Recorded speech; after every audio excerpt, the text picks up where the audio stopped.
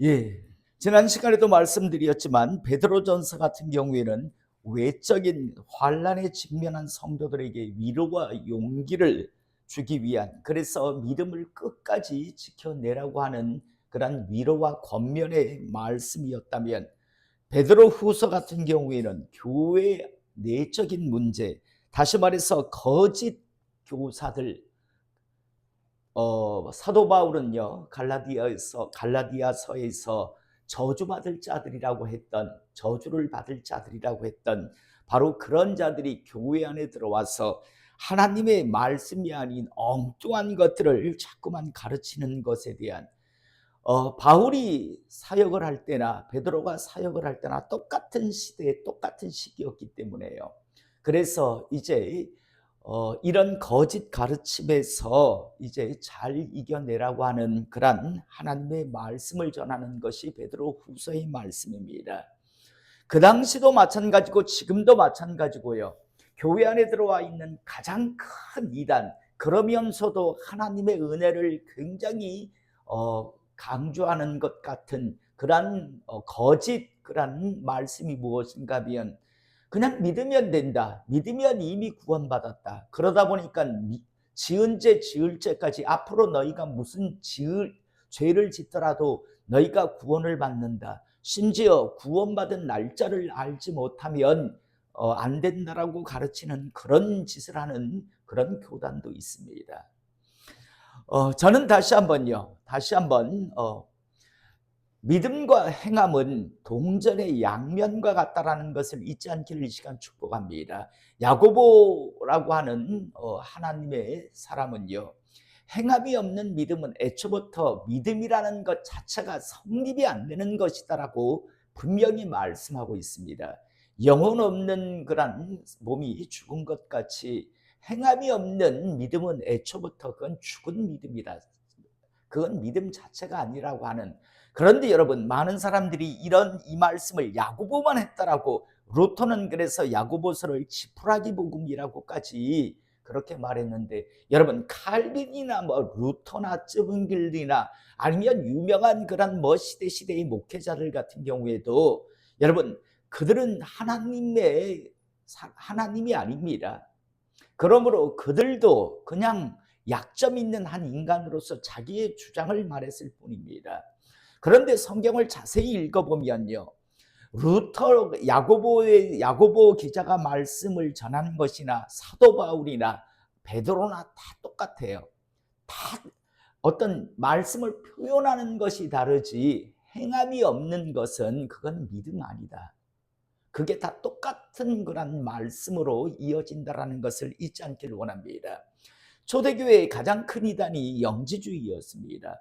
사람이 죽어서 천국 가는 건 영혼이다, 이 땅에서 죄를 짓는 건 육신이다, 그러니까 죄 짓는 거 그거 그렇게까지 괴로워할 필요가 없고 죄책을 느낄 필요가 없다. 아니, 왜 죄책을 느끼느냐, 죄에 대한 어떤 죄책을 느낀다라는 건 예수 그리스도의 그 십자가의 은혜를 무시하는 거냐, 이런 식이에요. 그럴듯해 보이는데, 그런데 하나님의 뜻과는 배치됩니다. 저는 다시 한번 믿음과 행함은 반드시, 다르게 표현하면 믿음은 반드시 증명되어야 한다는 사실을 잊지 않길 원합니다. 여러분, 세처의 말장난 믿음놀이는 누구나 할 수 있습니다. 머리로 하는 종교 노름은요, 누구나 할 수 있습니다. 그런데 삶으로 증명하는 신앙생활은 아무나 못합니다. 반드시, 여러분 히브리서에 보면, 믿음장에 보면 그렇잖아요. 뭐라고 해요? 하나님께서 독자 아들 이삭을 내게 바쳐보라고 이야기하잖아요. 그런데 만약 이때 아브라함이 못하겠는데요, 싫은데요, 그건 하나님이 좋아하시는 거, 난 그렇게 못하겠어요 라고 했다면 아브라함은요 절대 믿음의 조상이 될 수 없었습니다. 그런데 이 시대 많은 사람들이 하나님이 마치 아브라함에게 말씀하시듯이 말씀하는데, 싫은데요, 그건 싫은데요, 그건 내 스타일이 아니고 난 그거 하기 싫어요. 그런데 입으로는 전 구원받았습니다, 할렐루야.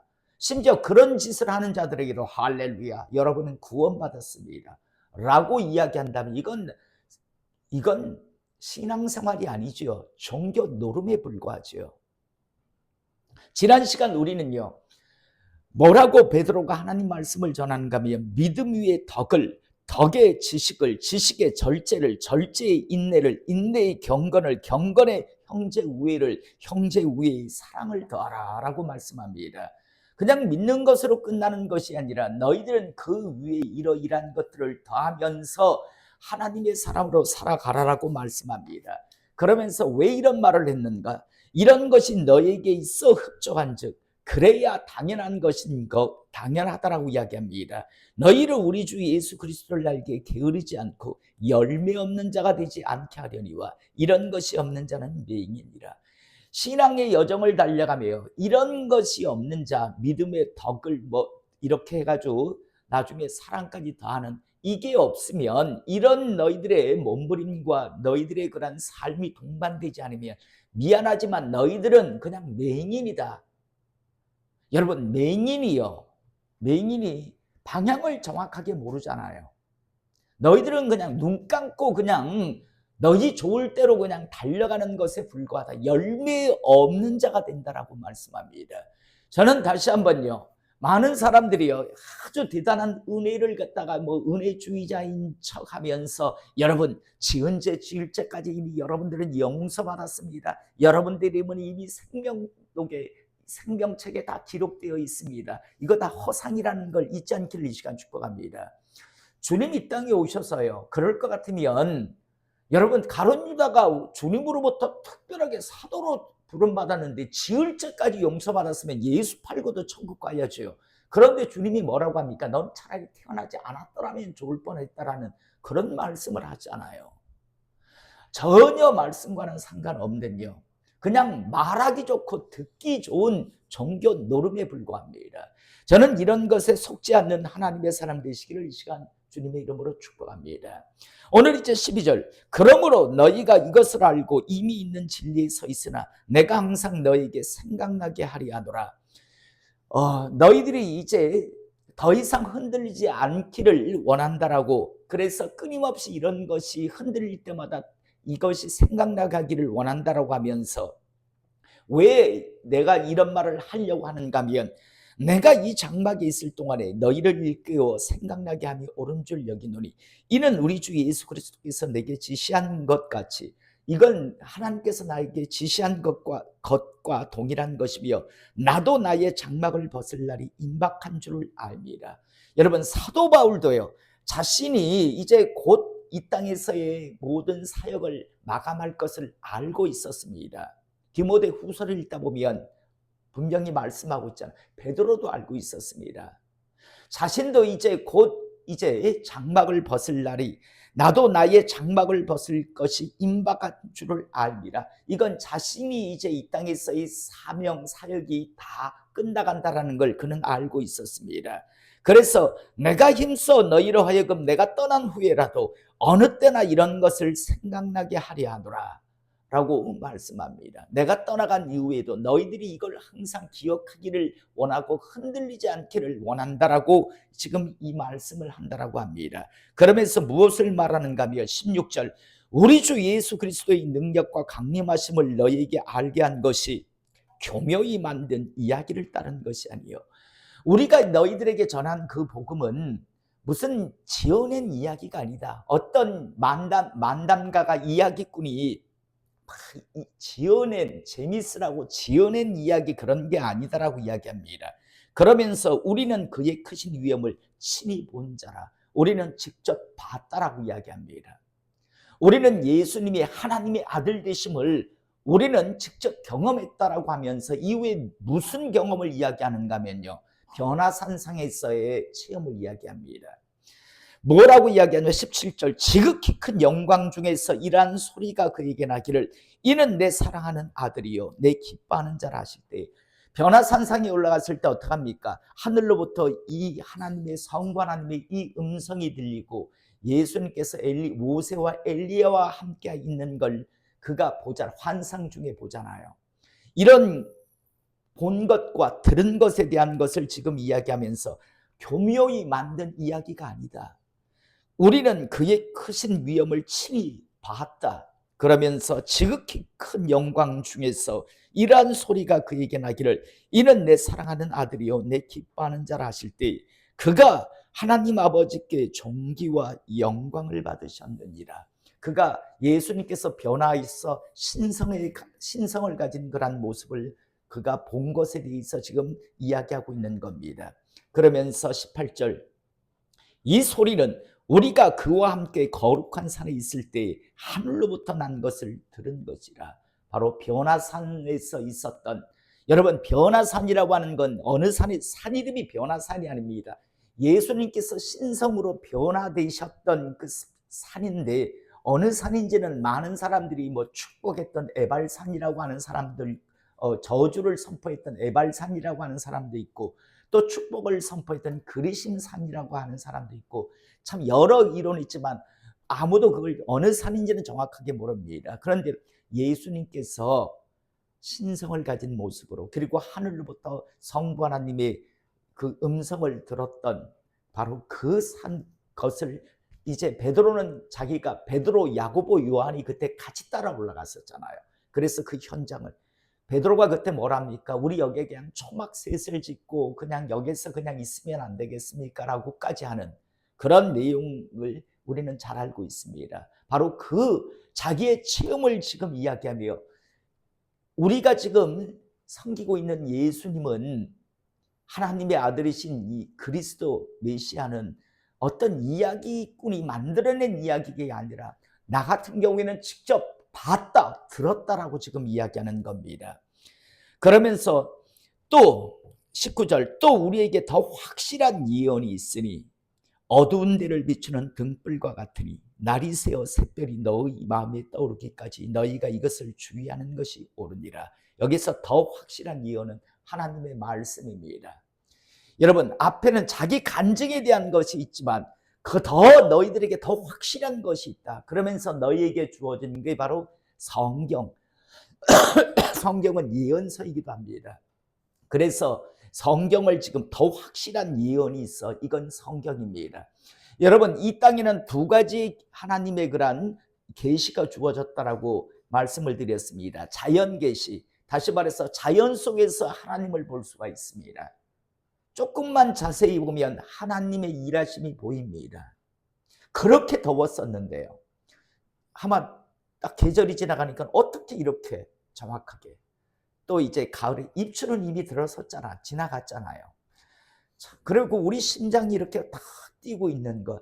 여러분 인간들이 막 과학이 어쩌고 저쩌고 해도 피 못 만들어내잖아요. 그 아주 다양한 것. 나무들이 자라는 것, 우리 눈이요 얼마나 오묘합니까? 서로 조절해가면서 어두운 데 가면 동공이 좁아지고 막 밝은 데 가면 동공이 넓어지고 이걸 어떻게 우연히 만들어졌다고, 이게 어떻게 자연스럽게 세월이 지나면서 자연스럽게 만들어졌다고 누가 감히 말할 수 있습니까? 철저하게 오묘하신 솜씨의 창조지요. 이렇게 자연 계시가 있고요. 또 하나는 특별 계시가 있습니다. 하나님께서 특별하게 말씀해 주신 것, 자신의 뜻을 말씀해 주신 그게 성경입니다. 너희들에게는 확실한 예언이 있어. 다시 말해서 성경이 너희들에게 있다라고 이야기합니다. 그래서 이것을 주의 있게 이제 잘 봐야 한다라고 하는데 먼저 20절 먼저 알 것은 성경의 모든 예언은 사사로이 풀 것이 아니니. 여러분 성경은요 절대 함부로 해석해서 안 된다는 것을 잊지 않길 원합니다. 전에도 말씀드렸지만 성경 이거 지 마음대로 해석하는 사람들이 있습니다. 전에도 말씀드렸지만요. 입다가 암몬과의 전쟁에서 승리하고 돌아오면 처음 나와서 막 환영하는 사람들에게 자기를 이렇게 환영해 주는 사람을 갖다가 번제로, 그 의미는 그게 아니라 하나님 앞에 전적으로 섬기는 사람으로 드리겠다라는 그런 뜻이었습니다. 사람을 잡아가지고 풀을 떠가지고 하나님 앞에 인신제사를 드리겠다는 게 아니라요. 그래서 그런데 누가 제일 먼저 나와서 막 기뻐합니까? 기뻐하는 게 입다의 딸이잖아요. 그래서 입다가 막 통곡을 하잖아요. 왜 하필이면 너냐라고. 그런데 제가 오늘 내가 다시 한번 찾아봤어요. NIV 성경을 찾아보니까 여러분 우리나라 성경은 처음에 처음에는요. 예전 개역 한글 성경만 해도 그 입다의 딸의 죽음이라고 하는 걸 갖다가 그거 우리나라 성경에만 첨부한 거거든요. 왜 첨부했는지 몰라요. 그런데 그게 다른 성경에 원문이 없다 보니까 이렇게 가로를 쳐서 적었거나 아니면 글을 조그맣게 적었어요. 죽음으로 인하여 슬퍼하더라 뭐 이런 거 있잖아요.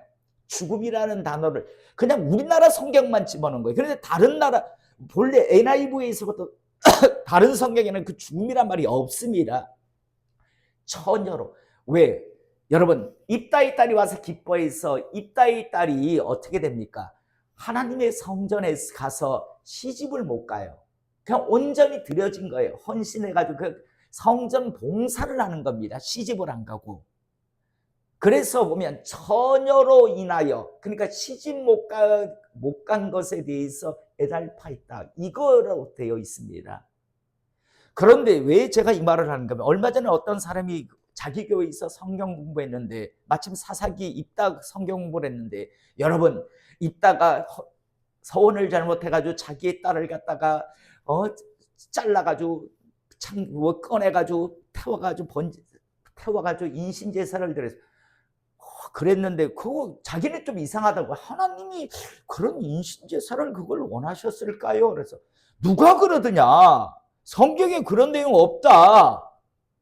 아유 무슨 소리 합니까? 성경이 우리나라 성경 그 개혁한 거 그거 우리나라 예전에는 그걸 다 그렇게 구분해 줬는데 왜 그렇게 이번에 개정으로 바뀌면서 그걸 구분을 안 해줬는지 몰라요. 여러분들 절대 그렇게 생각하지 마시기 바랍니다. 정말 확인하고 싶으면 집에 가서 핸드폰으로 보면 NIV 성경 다 나오잖아요. 영어 모르면 다 번역본 다 돌릴 수 있잖아요. 돌려보세요. 시집 못 간 것으로. 그러니까 평생 헌신자로요. 평생 성전에서 수종 일하는 자로 그렇게. 그러니까 여러분 입다 딸이 외동딸이잖아요. 얼마나 귀했을까요? 입다 입장에서는 손주도 보고 싶고 그랬을 거 아니에요. 그리고 화목한 가정을 이루는 게 여러분 기생의 아들로 태어나서 힘들게 살았잖아요. 그런데 딸이 외동딸이에요. 그래서 그 딸이 시집가가지고 참 다복한 가정을 이루는 게 아마 입다의 그런 꿈이었을 거예요. 기쁨이었을 거예요. 그런데 그걸 못해요. 그가 서원을 갖다가 물론 서원을 그렇게 설마 자기 딸이 나올 줄 몰랐겠죠. 그래서 누군가 나오면 막 그 사람을 하나님의 성전 봉사자로 막 드리겠습니다. 이 말을 한 거예요.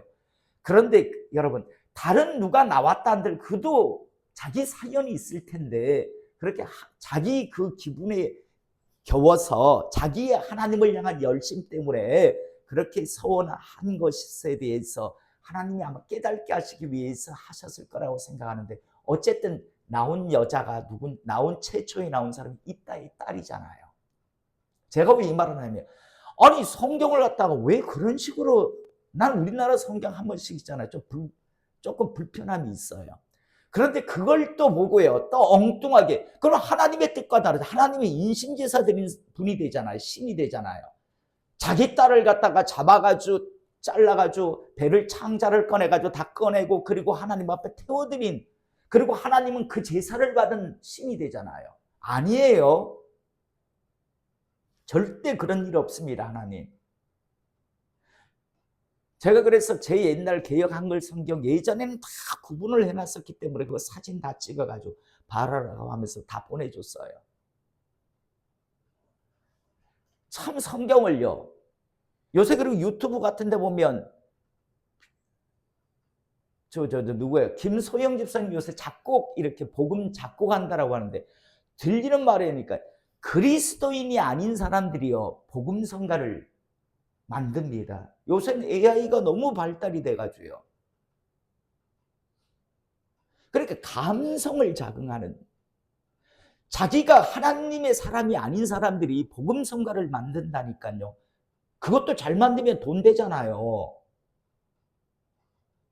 그런, 아니 그리스도인들이 하나님의 감동을 받아서 하나님을 찬양하고자 하는 마음, 그 감동을 이기지 못해서 막 그죠, 작곡하고 작사하는 건 그건 너무 아름다운 거지요. 그런데 그게 아니라 하나님을 믿지 않는 자들이 복음 성가를 만든다니까요. 하나만 히트치면 돈 되거든요. 다 판권을 받잖아요. 저작권료를 받잖아요. 심지어 또 어떤 사람은 예전에 제가 부교육자를 했을 때 그때 부목사님이었어요. 여러분 부자 되지 마십시오 라고 하더라고요. 부자는 하나님 나라에 못 들어갑니다.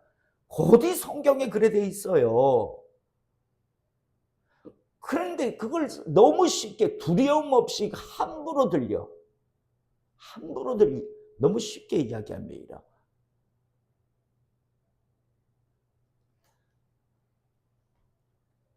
먼저 할 것은 성경의 모든 예언은 사사로이 풀 것이 아니라고 분명히 말합니다.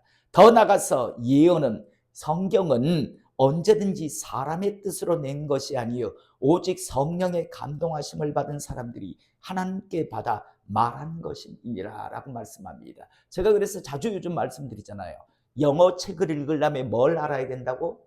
영어를 알아요. 불어 책을 읽고 싶으면 불어를. 여러분 영어 모르고 불어 모르면서 영어 책, 불어 책을 어떻게 읽습니까? 마찬가지로 하나님의 말씀을 제대로 읽으려면 성령님께 붙들려야 합니다. 그래야 그게 제대로 그 말씀이 제대로 읽어집니다. 그런데 성령께 붙들리지 않았기 때문에 그걸 읽지 못하는데, 그런데 그걸 억지로 함부로 이야기하는 거예요. 여러분 성령님께 붙들려야 제대로 보아야 될 것 볼 수 있고 제대로 들을 수 있고요. 제대로 읽을 수 있다는 사실을 잊지 않기를 이 시간 축복합니다. 말씀 시간에 자는 사람들이 있습니다. 죄송하지만 안 들려서 그렇습니다. 여러분 나중에 세월이, 저는 우리 성도님들 이런 비극이 저주가 없기를 원합니다. 하나님 말씀이 안 들릴 때가 만약에 있다면 이건 큰일 날 일입니다. 하나님의 역사가 안 보여요. 눈앞에서 일어나는 하나님의 그 일하심이 다른 사람은 다 보는데 안 보여요. 하나님의 말씀을 읽는데 무슨 뜻인지 몰라 엉뚱한 소리 합니다. 여러분 세상에 보면 엉뚱한 소리 하는 사람들 또 한 번 이야기해. 예전에 왜 LH 뭐 해가지고 뭐 땅이 어쩌냐고 와가지고, 그런데 자기가 막 그 말하면 막 다른 사람들이 막 이래가지고 막 자기의 그 대단한 지식에 막 압도당하는 것 같은 이야기를. 내가 그랬어. 어디 가서 떠들지 말라고 대놓고 이야기했어요. 당신은 당신이 지금 말하는 건 그건 말도 안 되는 엉터리 이야기니까 어디 가서 말하지 말라고. 근데 자기는 막 그 사람이 막 히브리어 몇 개 쓰고 막 이러니까요. 막 대단하게 뭐 자기가 되게요. 그런 사람들만 신앙적 읽다가 어느 목사가 좀 이렇게 이상하게 또 뭐 특별하게 좀 하면 그거 가지고 또 거기에다가 자기 뭐 그걸 또 덧붙여가지고 해가지고 이상한 걸 만들어내요. 말이 안 되는 게, 여러분 어머니 하나님을 믿는 데가 있죠. 어머님 하나님을 아세요? 라고 막 이야기해요. 그리고 뭐 성경에 있다는 등. 그런데 그걸 믿는 사람들이 있어요. 대학 교수들도 그 종교에 들어가 있다니까. 장성들도 들어가 있다니까요. 그런데 성경만 제대로 그거 읽어보면 뭐라고 되어 있어요? 사라예요. 사라. 아브라함의 아내 사라 이야기예요. 근데 무슨 그게 어머님 하나님을 이야기해요. 그의 이삭의 어미란 말이잖아요. 뭐 성경에 짝이 있다라고 어쩌고 저쩌고. 여러분 이거 기존 교회에서도 되게 많이 쓰는 말입니다. 여러분 성경엔 짝이 있습니다. 아니 이사야 34장 16절 이하에 읽어보세요. 그 동물의 짝이에요. 에돔이라고 하는 나라가 이렇게 멸망한다. 내 시작은 미약하나 나중에 장대하리라. 욥기서 8장 7절. 그게 무슨 축복의 말이에요. 나중에 하나님으로부터 책망받는 말인데, 그 빌닷이 욥에게 한 말인데 나중에 그 상황도 모르면서 이제 함부로 떠들었으니까 욥에게 가서 재물을 들어가지고 욥이 제사 드리면 너희들 용서해 줄게라고 하는 책망받는 말씀이거든요. 그런데 앞뒤 다 잘라먹고요. 그냥 그것만 가지고 듣기 좋다고 하기 좋다고 교회에서도 그런 말 쓰고 심지어 어떤 그리스도인의 가정이 어떤 뭐 개업을 하면 거기에 막 액자를 갖다 내 시작은 미약하나 나죽은 창달이라 욥기서 8장 7절하고 딱 갖다 줍니다. 무슨 뜻이 되냐면 쥐뿔도 개뿔도 모르면서 나불나불대며 살라 이 말밖에 안 돼요. 그 안 좋은 뜻인데 더 놀라운 건 이야기해 줄까요? 옛날 우리 교회 다닐 때 내가 이 말을 전했어요.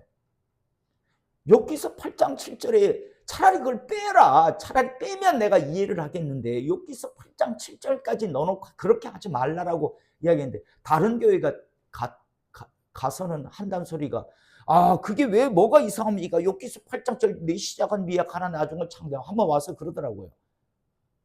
그게 믿어져. 그래서 안 되는구나. 제가 그때 깨달았어요. 여러분 성경은 사사로이 함부로 해석해서 안 됩니다. 또 나가 성경의 뜻을 제대로 알려면요. 성령님께 붙들려야 합니다. 그래야 그게 제대로 읽고 제대로 알아집니다. 영어를 모르면서 영어 책을 읽고 영어 뭐 방송을 듣겠다고? 안 들려요.